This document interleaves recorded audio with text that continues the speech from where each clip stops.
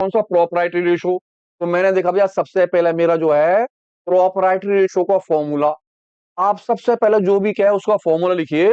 Proprietary ratio का formula हो गया share holder fund upon total acids. अब आपका सबसे पहला काम है ये निकालना कि एसएचएफ, सबसे पहले निकालते हैं एसएचएफ, शेयर होल्डर फंड। मेरे पास कैपिटल एम्प्लॉयड दे रखा है, मेरे कैपिटल एम्प्लॉयड का फॉर्मूला था share holder fund plus non current liability. इस तरह से मैं शेयर होल्डर फंड निकाल सकता हूं। तो मैंने सबसे पहले देखा कैपिटल एम्प्लॉयड मेरे पास कितने का, 15 लाख रुपए का। तो 15 लाख रुपए आप लिख लीजिए कैपिटल एम्प्लॉयड के नीचे। अब आपको क्योंकि चाहिए शेयर होल्डर फंड और आपको लिखना है नॉन करंट लायबिलिटी, और नॉन करंट लायबिलिटी है नहीं। अब नॉन करंट लायबिलिटी कैसे निकाला जाए, तो हमारे पास एक तो टोटल डेप्ट है और एक है करंट लायबिलिटी। इसके थ्रू हम कौन सा फॉर्मूला लगा सकते हैं, जी हाँ, मैंने कहा जी टोटल डेप्ट का मतलब हो गया non current liability plus current liability.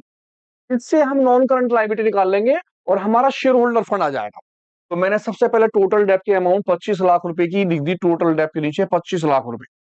अब क्योंकि मुझे फाइंड करना है एनसीएल और मैंने सीएल की वैल्यू लिख दी। सीएल की वैल्यू जो है मेरे पास कितने की है, 20 लाख रुपए की, सीएल के 20 लाख रुपए लिख दिए।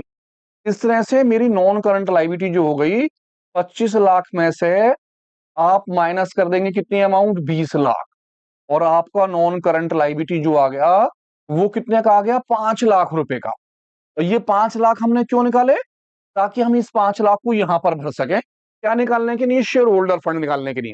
तो मैं 5 लाख रुपए को भर रहा हूं नॉन करंट लायबिलिटी में, 5 लाख रुपए।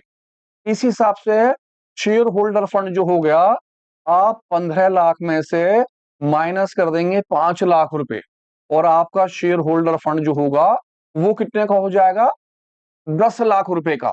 अब आपके ये 10 लाख रुपए जो हैं शेयर होल्डर फंड के, आप यहां लिख सकते हैं इजीली, शेयर होल्डर फंड की अमाउंट कितने की, 10 लाख रुपए की। अब दूसरा काम हमारा है टोटल एसेट्स निकालना। टोटल एसेट्स कैसे निकाली जाए, तो हम देखते हैं एसेट्स की कोई वैल्यूएशन है नहीं, तो मैं क्या करूं, ऐसा करूं कि भाई टोटल एसेट्स जो होती है वो मेरी टोटल लायबिलिटी के बराबर होती है। तो मैं टोटल लायबिलिटी फाइंड कर लेता हूं।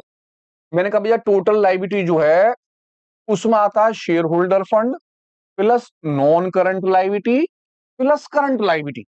मेरे पास शेयर होल्डर फंड है 10 लाख रुपए का, नॉन करंट लायबिलिटी 5 लाख रुपए की है, और साथ में करंट लायबिलिटी भी है। तो मैंने सबसे पहले नॉन शेयर होल्डर फंड के पैसे कितने लिख दिए, 10 लाख रुपए लिख दिए शेयर होल्डर फंड में। नॉन करंट लायबिलिटी की अमाउंट 5 लाख रुपए की ले ली मैंने, किसमें, नॉन करंट लायबिलिटी के अंदर 5 लाख रुपए ले लिए, और करंट लायबिलिटी के 20 लाख रुपए उठा दिए करंट लायबिलिटी के नीचे। इस तरह से 20 और 10 30 और 5 35 लाख रुपए मेरे